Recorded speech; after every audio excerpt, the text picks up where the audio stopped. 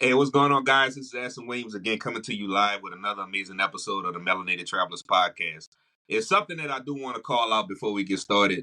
I got my homeboy, man. I got the bearded traveler in there. But before we even get into the guest, he's actually the first repeat Melanated alum that I've ever had to come back for a dual episode. So kudos to you.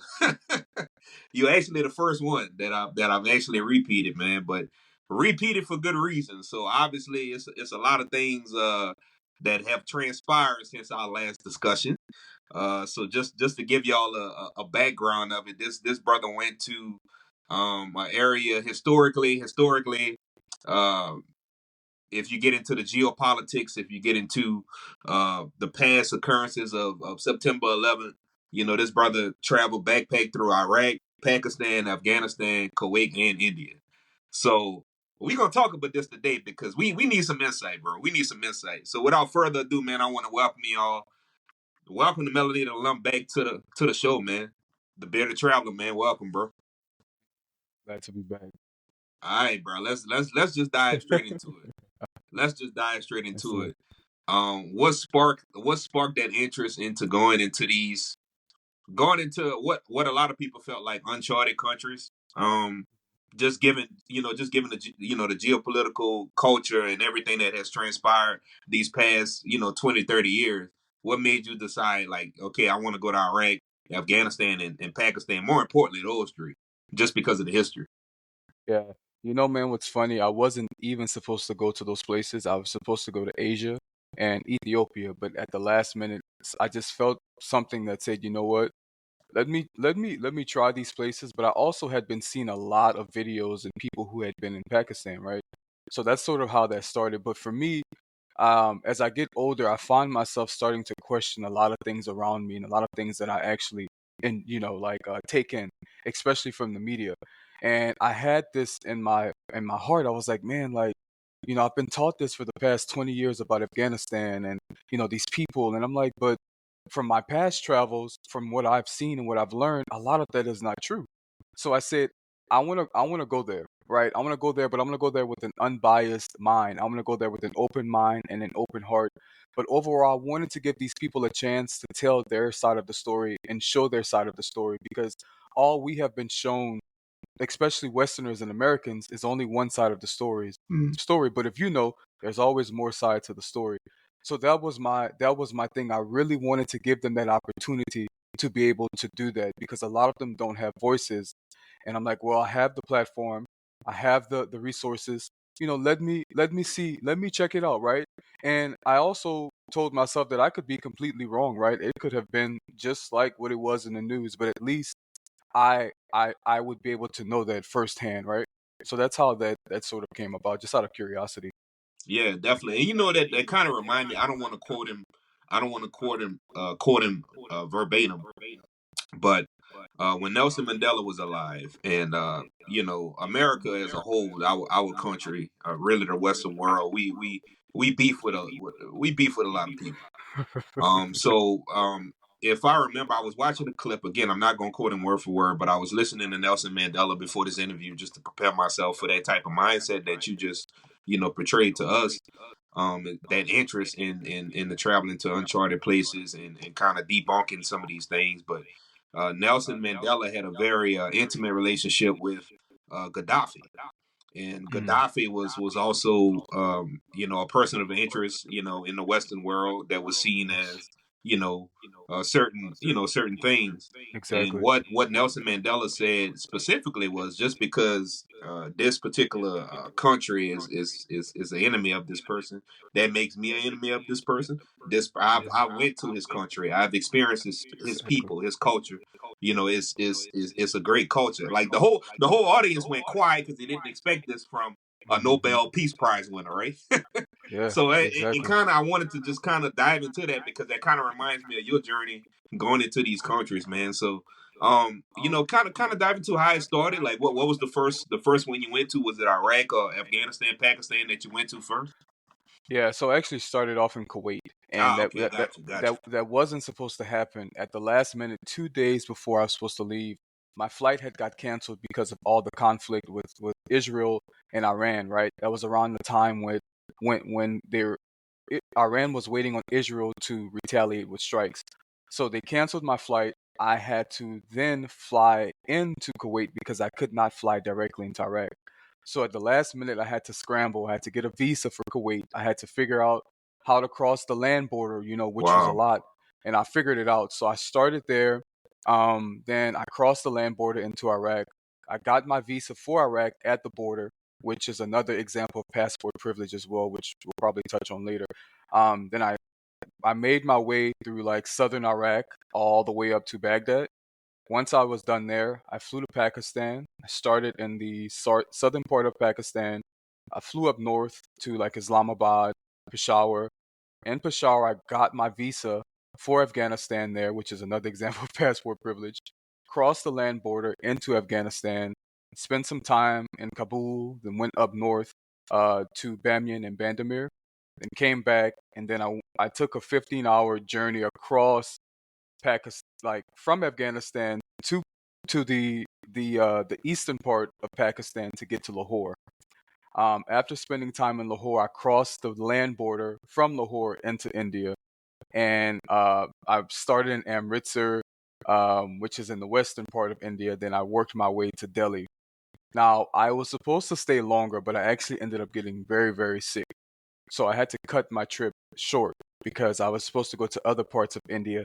And luckily, this is another reason why I don't book things in advance, and I book things as I go for reasons like this, right? And I was able just to change my flight back to the U.S. with no issues, and that was it. We could dive into it. Like passport privilege, yes, but also I don't know, did you have somewhat of a fear having that blue book when you first got into these countries? Um, Somewhat, and the reason for that is because of the past conflict with these, our governments, right? The past conflict. But it was also, I had that fear, but I really didn't because at this point, I understand that people and governments are different. And a lot of us understand that, right? So just because, our governments were at war doesn't mean that the people were at war. So, but what I quickly realized is that this blue book in a lot of these countries, they treated me like royalty. They literally treated me like a king. I was able to bypass everyone else. My passport took precedence over even other countries like Western countries, like even people who had Hungarian passports, right? And yes, it's good, but for me, I felt bad because it's like I don't need this type of treatment, right? I don't need this type of privilege, right? I think that at the end of the day, we all should be treated equally, regardless of our passport statuses. But at the end of the day, I think that your people should be taken care of first, in my Mm-hmm. opinion. But definitely, they once they saw their blue book, man, it was like they saw a black Jesus, like it was picture time. It was calling, they would take me to the back. The police officers, they would call their family and FaceTime and take pictures and you know ask me if I'm Muslim and just everything and stuff. And crew get down. Sorry, my dog wants to make an Oh, you appearance. good? What's up? Yeah, say What's what's the up. name? Is it he or Say what's she? up. A boy. Say what's up. What's Yeah, good, he's man? he put it on. Yeah, but definitely yeah, it wasn't bad. That leads me to my next point. Since your dog want to feature too in the show, man.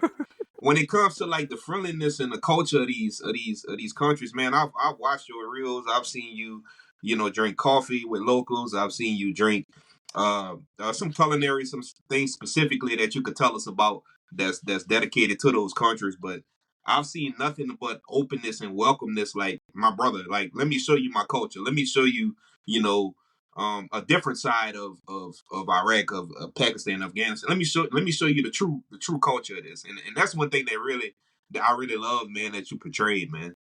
Can you dive into that? Yeah. So what you'll quickly understand and realize is that it's a few different parts to this. A lot of them are it's a culture thing, right? It's a culture thing. A lot of them are Muslims, and it's in their culture to to treat people this way. They don't see skin color, none of that. Like you are their guest, you are their brother. they're there to protect you, right?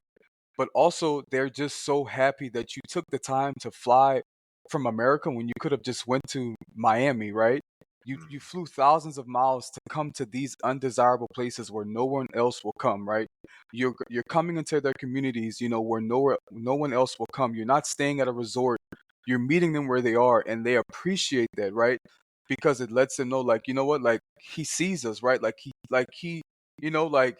could have went anywhere else in the world. So they're just, and also they're proud of their country, despite of what other people may think of these places. They take pride in their country, right? Long history, great food, close knit communities. They take pride in this, so they naturally and just genuinely want to show you around. Is what I've learned, right? So yeah, it was, yeah. How, how was the navigation? Like, how did you Mhm. um just navigate through these countries? Like, I've seen you, hitchhike. I've seen you jump with a group of people you didn't know. Yeah. I've seen you, stay at hotels. I've seen you stay with families. Yeah. Bro, I, Yeah. I know that had to be just the navigation and the logistics had to be It crazy. yeah, it can be tough, but what you have to really rely on, you have to have you for me, I have this natural sense of navigation, but another part is that I don't mind asking people for help, right? So I caught a lot of my navigation was just I had to get lost, right? I was getting lost, but I would always I would always ask people to I would always ask for help from people. So that's how I navigated a lot, because sometimes my Wi-Fi wasn't working, so I had no access to Google Maps. So I had to rely on the kindness of these people, right? To navigate me, to guide me, to go to, to find the bus station, to find a taxi, right? All those things. So it was definitely, that's how I navigated. But I took a combination of overnight sleeper trains. I slept in a train, on a bus, ride shares where you actually share a taxi with strangers, and it's actually much cheaper. I've done that and stuff like that. So that's how I kind of moved around in a lot of these places as well. But Gotcha. From a um, what's we can start with Kuwait. mhm, Because that was the other that's another country, right? That's had some historic with the Western world. mhm. What's some sites that kind of really amazed you, that when you was in Kuwait, just some experiences that you had, and we'll take it country by country, but we'll Yeah, start with Kuwait and then follow your path throughout your whole yeah, backpacking experience. But just Kuwait, like, what's some things that really stood out to you? yeah. Kuwait is a few things. Kuwait is actually very modern, right? But also, it's very expensive because it has the strongest currency in the world, which is also, stronger than the USD. So when I went there trying to like get things, I was like, this is expensive, right? But also, I spent a lot of time in the markets. So I saw, them slaughtering the animals, the goats, the sheeps, whatever, chickens, everything, right? And I realized that everything is fresh. Everything, all the food, the vegetables, like nothing is frozen in these places, as far as their food goes. So I did notice that as well. But that's like one of the two things that I noticed about Kuwait. Now, I spent a few hours in Kuwait because I was only passing through Kuwait to get to Iraq. So I spent maybe like 6 hours, Gotcha, exploring, gotcha. walking around, and it's a very tiny country. So you can cover Kuwait in a very short period of time. And also there's like this mosque, that's a must see as well, that I did check out, but I wasn't able to go in because you have to have a guide, and they were not doing guided tours that day. So I just got to kind of walk around it and stuff like that. And that's actually where I tried to hitchhike, but I had no luck because nobody was trying to stop for me. So that's, yeah, that's another thing. No one was trying to stop to hitchhike to pick me up. So it's fine.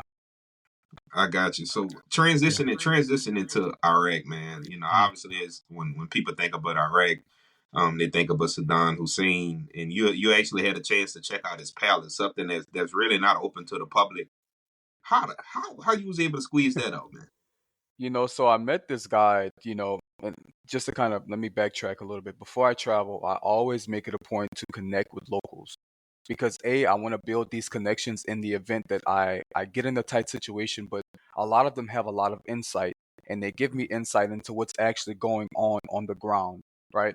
So I made connects in Iraq, and one of the connects I made, he was a guide, and man, super friendly guy. He didn't want anything from me, nothing, no money. He just wanted to genuinely help me.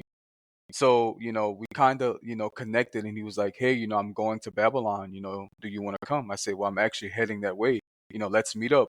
So, the guy picked me up, man, and we had to sneak into the palace because it's not open, right? Mm. So it was like there when we arrived, we had to wait at the bottom, and there was like armed guardmen in front of the palace, right? So we had to wait until their shift was over. So we waited maybe an hour, and then they left. So then we took some bikes from this guy that we were sitting with, right? And he helped us actually coordinate us getting in because he knows the times that they leave and stuff. So we took his bikes and we rode up the hill to the palace. When we got up there, there was another guard. We didn't know that, so they were like, "What are you doing up here?" And so the guide had to like, we had to like, you know, he had to talk to them and let them know, hey, he's American, right? It's only gonna be really quick. He just wants to, show the good side and stuff like that, and show the Americans and stuff like that. So he said, okay, okay, very quickly before they come back. So we had to. He was on our side, that armed Gotcha. guardman. So he gave us like 30 minutes, and when the 30 minutes came, he came running in like he was furious because he was like, they're coming, we Yeah. have to go." so we so we rode so fast down on those bikes, man. But it was one of those things that's it's an experience, right, that you'll remember for the rest of your life. So that's how that happened. We weren't even supposed to be in there. Wow. Wow. That's crazy, man. That's crazy. Did you guy? And we ain't got to get political. And the reason why I'm Yeah. bringing this up is because we Mhm. know mostly everything between Iraq and the Western is political. But when I say this, I mean this in regards to just the beauty of Iraq. Post, post September 11th, post all this war and those type of things, man, and just how's the aesthetic of Iraq, just the beauty of it, the architecture. Man, so Iraq is the cradle of civilization. This is where civilization originally started, in Iraq. And it's very diverse. Like each city is different. You can start in Basra, which is in the southern part of Iraq, and it has the marshlands, the Mesopotamian marshlands, right, which is extremely important to the history of Iraq. And you have the marsh Arabs. Then when you start to work your way up in the middle to Najaf and Karbala, those are some of the holiest cities in Islam. So it's a complete shift, right? When you get to those places, it's very, very, very religious, very heavily guarded because of these mosques. So there's extra security, but just seeing, the buildings, but seeing how the people dressed was a complete shift from the other parts of Iraq. Then when you get to when you're driving between each cities, you see a lot of remnants of the war. It's like Mm, deserts, but you see a lot of homes and businesses that have just been blown up into rubbles. And when you ask the people, is that from the war? They're like, yes. And when you get to Baghdad, Baghdad is more modern, right? It's more westernized, in my opinion. You don't. It's not as conservative. A lot of women are not wearing, their hijabs and stuff like that. You know, so yeah, it's each place is very, very different and unique. So that's what I like about Iraq as well. yeah, gotcha. I seen like it seemed like it was a lot of brotherhood and a lot of just genuine, just genuine connection with the people. I've seen you in the circle. They was giving you, out their culinary or dishes that's dedicated to their country. Like how dive into some of these foods, man, because it Yeah. seemed like you truly enjoyed the food. Oh man, I think I enjoyed the food too much. I think I actually gained some weight there. But the thing is, all their food is fresh, so that's a plus. But one of the foods that I ate a lot was masgoof, and it's actually carp. And I don't think we eat carp here in the West. But everywhere you go, that is what they eat. The fish is huge, lots of meat, but also a lot of bones. Now, and they grill it, but my opinion, it's better when they put like lemon juice on it, or like some sort of uh like base or something on it, because outside of that, it's a without that, in my opinion, it's like it's okay, right? Gotcha. But yeah, I ate a lot of that. Some of the dishes, man, I don't even remember the names. I won't even lie to you. Um, but um, but definitely like one of like the breakfast items that they eat is kebabs. And I really enjoyed that, and they're super inexpensive. I paid maybe like 30 cents per kebab. They eat a lot of what do you call the bread? It's not pita bread. It is I forgot the name of the what they call the bread, but it's essentially pita bread, and they eat that with almost everything. So one of the bakers who actually he's been owning this bakery in the markets for like um it's like a four generation bakery, right? And this old man invited me in, man. We talked, we laughed, and he actually wanted me to, help make some bread. So I made some bread and stuff. And once I finished making my bread, I went to pay for it. And he was like, no, no, no, no, no, no, no. You don't pay, you don't pay, you don't pay. But the food in Iraq is actually really good. Very good. Wow. Wow. When it comes, you know what, and I know you touched on it just a little bit, but I also just want to kind of get everybody back recalibrated when it comes to getting information on these countries. Obviously, you dressed appropriately by what you put out on your platforms. You know, how did you navigate that as well? Even though you knew these Yeah, countries were highly Muslim countries, but you still had to prepare for that. You still had to get the right, absolutely. the right gear. Absolutely. And this is something that I really, really, really want to touch on to anyone that's traveling. You know, immersing yourself in the culture is very important, but also taking time to research the culture is very, very important. So when you go to these places, please, please dress accordingly. Please, I beg of everyone, dress accordingly and be respectful, right? That can save you a lot of trouble, and it can also, in my opinion, it helps with safety as well. But anyways, how I kind of like, I did a lot of research, right, on Islam and in these individual countries and stuff like that, and cities, and what to kind of expect. And holistically, all of them are, the most part, they can be conservative, right, depending on the area that you're in. But I knew for me, because one of the practices of Islam is modesty. I always wanted to be modest, right? That didn't mean I had to have on, like my kameez, which is the traditional wear in like Pakistan and Afghanistan. But I knew that for the most part, I wanted to be covered up because, especially if you're going into religious places like those, like these mosques, you men have to be covered up as well. So your arms, you can't have on those short shorts and stuff like that. So, and I don't like to stand out, and I also have tattoos. So I made sure to cover up a lot of that. So I wore long sleeves, I wore, long pants, and covered up, especially in Iraq. Now, when I got to Pakistan and Afghanistan, I wore the traditional clothing, and I also wore the traditional headwear.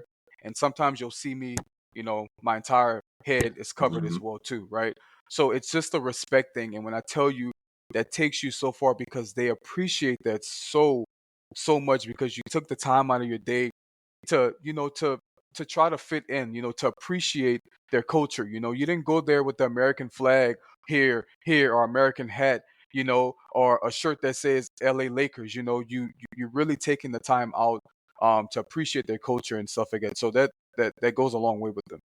Yeah, yeah, definitely, definitely. So as we transition from Iraq, what was your next destination?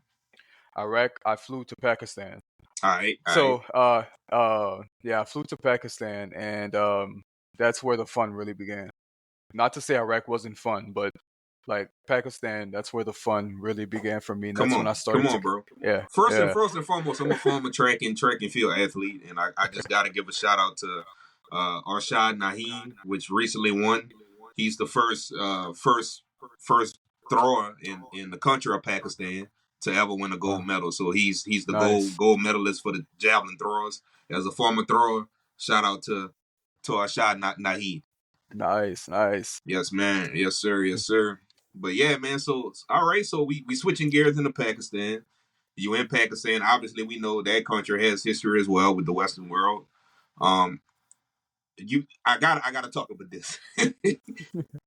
It was a video. You was with a group of people, and then you had some people in that group. They was a part of what people consider to be, a terrorist, a terrorist organization.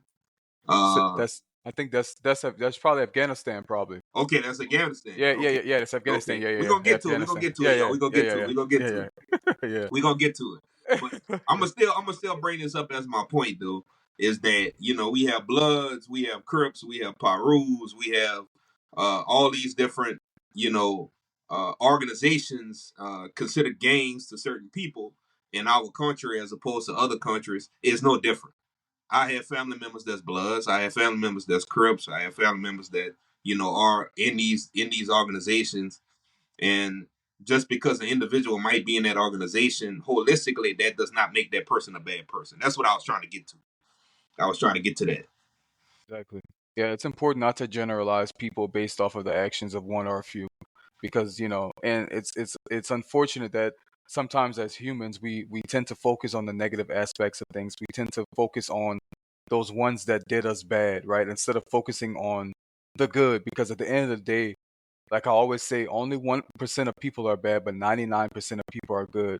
So we should always try to focus on that 99%. Got you. Got you. So what, man? Let's just get straight to it. What made you fall in love with Pakistan? Man, it's so weird. Again, I wasn't supposed to go to Pakistan at all, none of these places.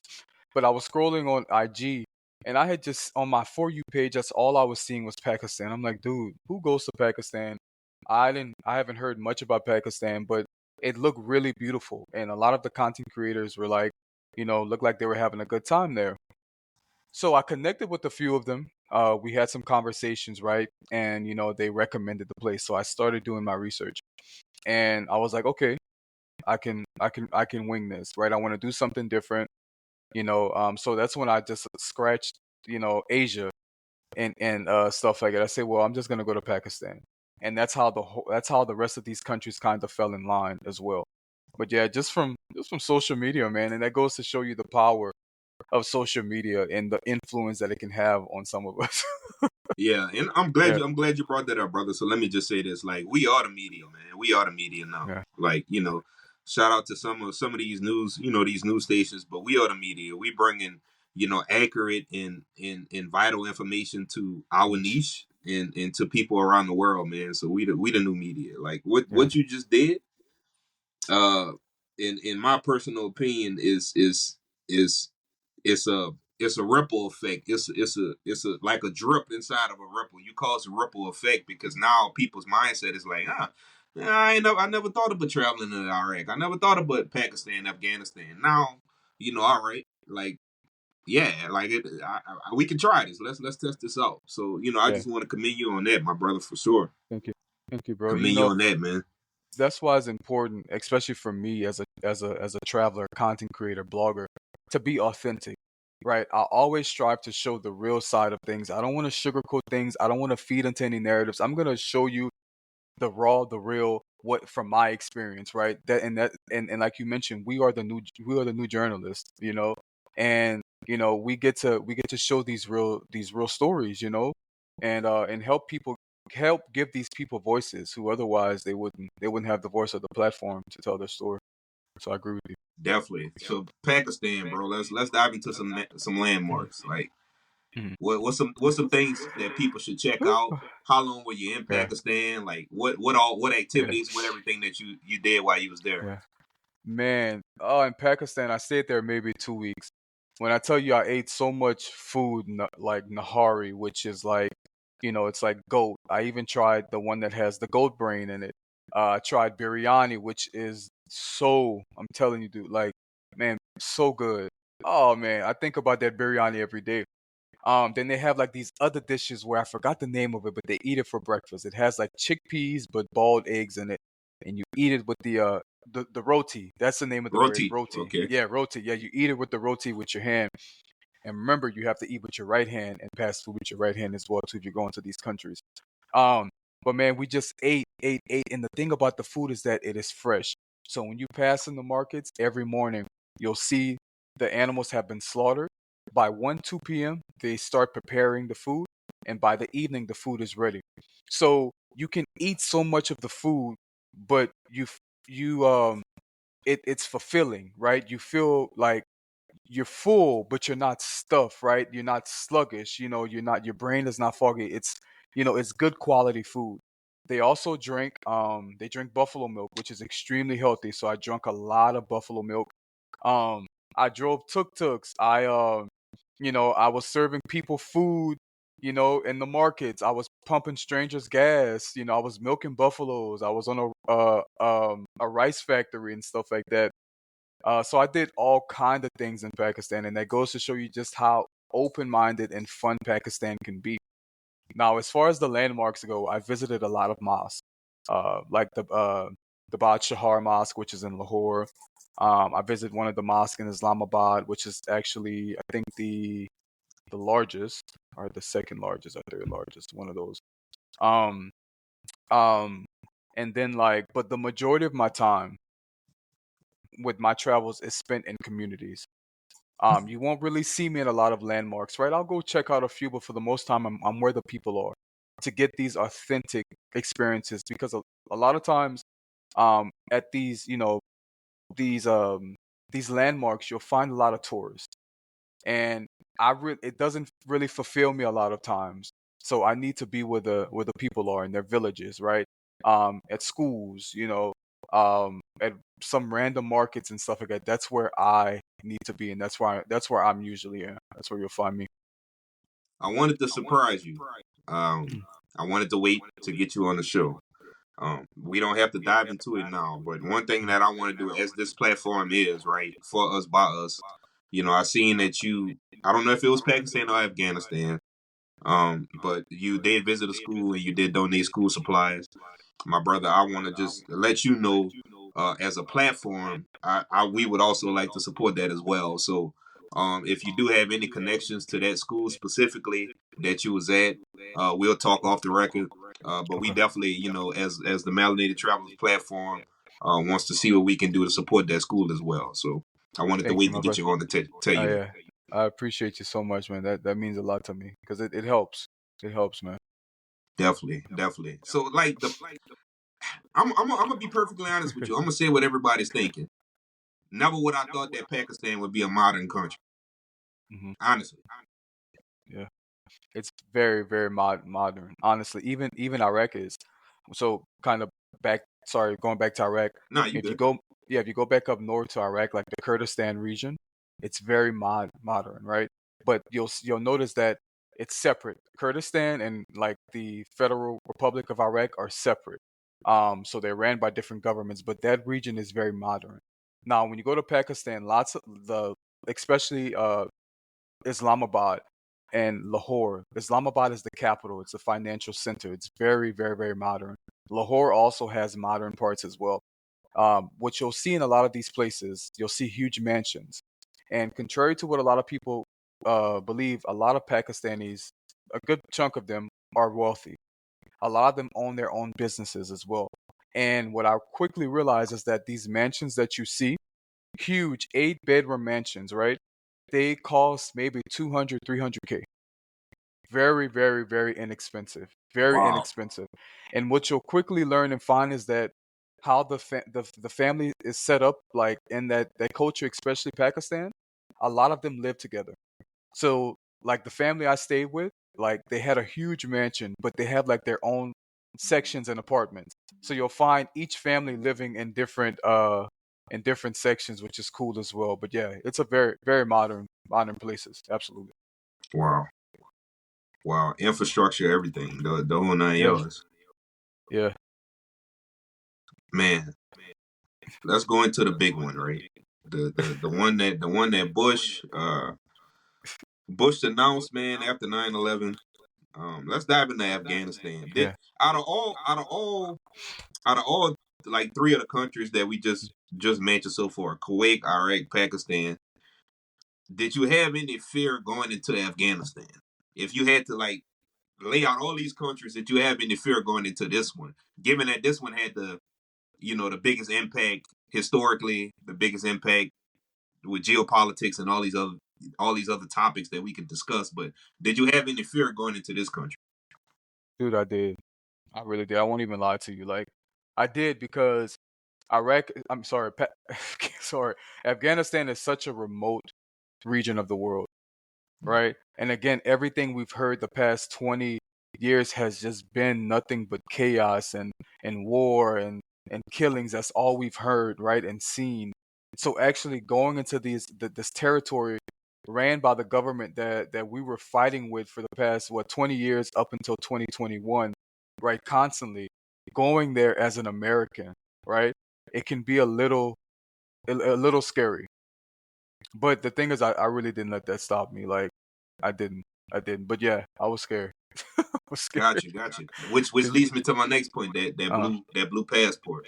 When you hmm slid that to those customs agents at Afghanistan, how was that? How was just that interaction? dude, it like they lit up.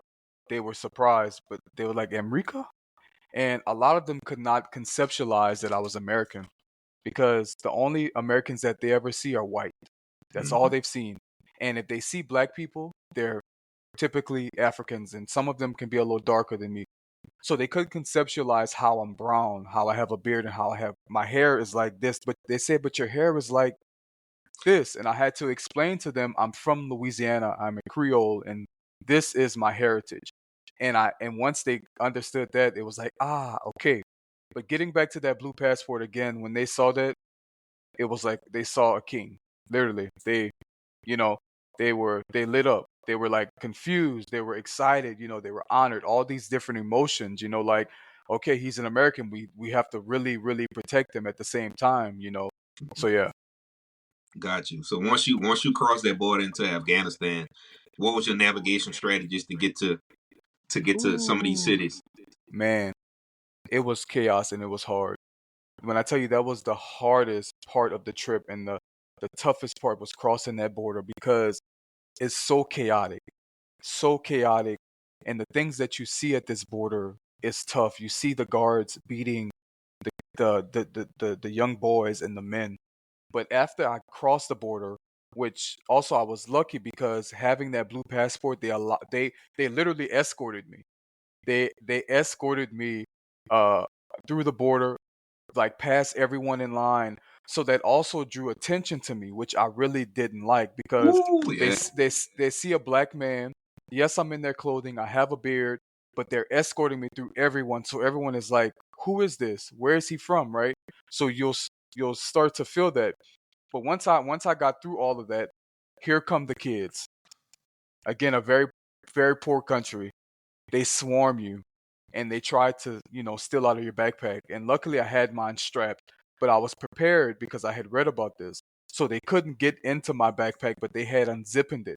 And that's just how quick and fast they are because there's so much going on. And then here come the taxi drivers. 20 of them swarming me, right? A lot of them don't speak English. They're screaming because they want my business. And that is where I had to really stand my ground and tell them, y'all need to back up and y'all need to chill out because y'all are, y'all are, this is too much. Give me some space. So on top of that, having to negotiate the price with them through Google Translator, right? So it was a lot going on. So I finally was able to negotiate a ride, and the other drivers got mad because they wanted my business. So when we got in the taxi, one of the drivers came into our taxi. He took the driver's keys and he ran off with it. Then he came back and they started fighting. And I said, dude, I'm not about to do this with y'all. So I got out the taxi. I said, nah, I'm not. I'm not doing this. And I went and I found somebody else who was chill. And we finally got out, but it was intense. Very, very, very, very intense crossing that, man. Like, Wow. I think about that every day. There was a lot Wow. going on, man. Wow. Wow. Oh man, Wow, bro. I can't believe I did it. Well, Oh man, I could definitely believe it. But once man, you got past that turmoil and you got into deeper into the country, like how was that experience? What was your first stop once you crossed the border after you got the taxi? yeah. What was your first stop? So we passed through the Khyber Pass, and it's scary because a few things. The drivers drive very crazy. There's no such thing as driving laws. They drive fast. They don't drive in the lanes. You could be going up like a narrow. This is the street is very the road is very narrow. Huge mountains. a steep cliff that you can easily fall up. They're swerving, passing around cars. Another car is coming on, so it's very, very scary and intense. But at that same time, that's when I realized how and why Afghanistan has been unable to be conquered by the Soviet Union, the UK, and the US because of these landscapes. Like, it's so insane that it it's insane. So passing through there, it was very scary, but I definitely did have those thoughts. Um, and the next stop, we actually made it to Kabul, which is the center of Afghanistan, and that's where things started to kind of get a little bit better, and the intensity started to subside, right? But immediately when you enter and you pass through a lot of these places, there's checkpoints everywhere. Um, so it was always, and they didn't really speak English. So I had to like show them my passport. They couldn't read the passport. I have to use Google Translator or ask someone else to kind of, help us, let them know Mm-hmm. and stuff. But yeah, That blue book, bro. That blue book. It's yeah, just it's yeah, powerful. absolutely. It's Uh, powerful. How did the people how did the people treat you? In that first city that you stopped at, knowing that I know you tried to dress accordingly, but obviously they know you're not from there.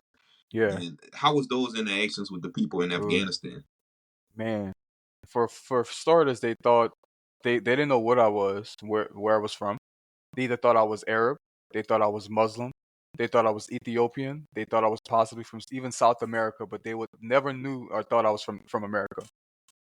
But even before they found out where I was from, they were still nice to me. They didn't treat me any differently. I think once they found out I was from America, they made sure I was really protected, and they went out there. They that was one of the things. Um, but dude, I didn't have to. They didn't let me pay for anything. They invited me into their homes, which I didn't do because the Taliban, they don't allow that, and those people could get in trouble for that. But I could be passing on the street, and they'll strangers will be like, "Hello, how are you?" And I'm like, "I'm good. How are you?" Or "Salam alaikum," and then they stop. And what would happen is once I would stop somewhere and talk to one person, immediately I would have a huge crowd around me. It never failed. And in those situations, it's always that battle because I like connecting with the people. I will make sure I shake everyone's hand. I'm gonna make sure I talk to everyone. That's always my thing. But I also have to make sure I don't draw too much attention in these crowds. So I try to quickly get out of them because they can turn a little crazy. It's a lot going on, and it just it's too much around me. But again, those people were some of the nicest people you will ever meet. And I'm not just saying that. I'm not paid to say any of these things. This is the truth. These people, man, treated me like they had known me forever. They treated me like I was their brother. They didn't see any color, nothing. They just, it was genuine love, like the love that you feel from like a grandmother, man. Like it was real. Oh yeah, Man, it definitely, was real, definitely, man. definitely. What's some things, some activities there as well? Did you visit more mosques there, or did you do any additional activities in Afghanistan? So I didn't visit any mosque in there. I think I visited one, but I didn't go inside. But for the most part, I spent time in the communities trying the food, uh, meeting people. But a lot of another portion of my time was spent in Bamyan and Bandamir. And if you've seen some of my photos and videos with that blue water and those Bro, those that was amazing, absolutely yeah, amazing, bro. that is where I spent my time. And when I tell you no one was there, it was quiet. It was just untouched. And it didn't even feel like I was on Earth. It just felt like I was on Mars. And it's kind of astonishing to know that, like, no one has really been here, right? And it's also kind of bittersweet that a lot of people will never experience that place. And it's so beautiful. But that's essentially what I did, man. Like that. And yeah. Wow, man, it's absolutely amazing, brother. Mm. It's absolutely amazing. Then we ended off. We you ended off the trip in India, which a lot of people, they primarily go there to go see the Taj Mahal. But Mhm. me knowing you for the time frame that I've been knowing you, I know you didn't go there for that. I know you went there to engulf yourself with the culture. So, I did know that you did go to New Delhi. I did see that you went to New Delhi, which I think is the biggest city in India. I might be wrong. I think it is. It's Yeah, I know it's like I'm not too sure, but I wouldn't. Yeah, I don't know. close to I it. know it's like yeah, it's close to it. I know it's like How the how was capital. how was how was the markets there? Yeah. Because I know they hustlers. They true hustlers out Oh there in man. India, bro. So let me tell you how I got to India. I had to take a 15-hour bus all the way. So coming back from Afghanistan. Okay, this is where it got interesting because crossing the border, I had to be escorted by armed policemen. Because the region we were passing through had just experienced some there was like a terrorist attack at the train station that killed like over 20 people. Mm, So it was a lot going on. So I had to be escorted. So we get in the car. There's this guy with the armed guardman with this gun, and in the front of us there's four of them, and two in the back with their guns just looking out. And behind us there was also gunmen as well, and it was very tense. So we were speeding through a lot of these cities to get through them, and as we were speeding through, people were just looking. So it's one of those things like you're drawing a lot of attention to yourself. mm-hmm. So it was it was very intense during that moment. I won't lie. So I finally got to the bus station, took a 15-hour bus across to Lahore. Again, spent time there. Then I crossed over into India. Now, India is it's a beautiful country, but as far as there was a lot of especially with taximen, like they will definitely try to overcharge you. Uh-huh. And you know, I get it, but I don't get it because you know they think that you're American, you can afford it, right? But I don't want to undervalue. Like I want to support them at the same time, but I don't want to like allow them to take advantage of me. But there definitely was some scamming that happened, and I think again this happens in every part of the world. So I won't even like try to single out India, but there definitely was some scamming that was going on uh in that place, and yeah. The food in India. Did you have to Sorry, be sorry, careful? Oh no, you good, sorry. bro. Go on your bed. Go on your bed. Sorry, I'm sitting here. My dog has literally chewed up this Christmas ornament. Okay, all right, go ahead. Sorry. Merry Christmas. Yeah, Yeah, he got dude, you, bro. He got you. Yeah. See, I told you, man. Your dog helping with the commentary, man. Because I was going to dude, talk about the food. I'm literally sitting here talking, and I hear him like I'm thinking he's chewing on a sock. Like it's literally like, uh, dude, oh my god, this dog here. Oh man. How cautious were you? And like I say, man, I'm not trying to give a bad rap Yeah, to India, but yeah. I got friends from there. How did you navigate like just the the markets? Some of those places are not the cleanest. You know, the way they handle their food. I know it's a cultural thing, but how did you navigate through that with the markets? Like choosing, like, okay, I think I can eat there. Yeah. I ain't gonna mess with this over here. Yeah, I didn't. It's a lot of things, street foods I stayed away from because I was already sick. I had already kind of got like food poisoning. Mm-hmm. So I was still on the edge. So I ate some of it, but I didn't eat a lot of it. I didn't drink the water because they don't advise that you drink it at all. But yeah, I mainly ate at like restaurants. Yeah, Gotcha. and Gotcha. I tried like a few street foods, but like it was like here and there I would buy it just to taste a little piece of it, and then I would either give it away or throw it away. But yeah, I wouldn't. Yeah, So yeah, it's out of all these countries, because this was a question to one of the listeners that dropped in the chat. I got y'all. I got y'all. I'm gonna ask him. I Mhm. got y'all. So if you had to like just revamp your entire journey, Iraq, Pakistan, Afghanistan, Kuwait, India, which ones would you double back to in a heartbeat? Afghanistan and Pakistan easily, easily. Like, and I'm actually planning to return next year. So yeah, it's just that good. Yeah, Wow. I want more. Like I'm fulfilled, but there's more. There's more for me to experience in these places, and I have to go back, and I'm definitely gonna go back.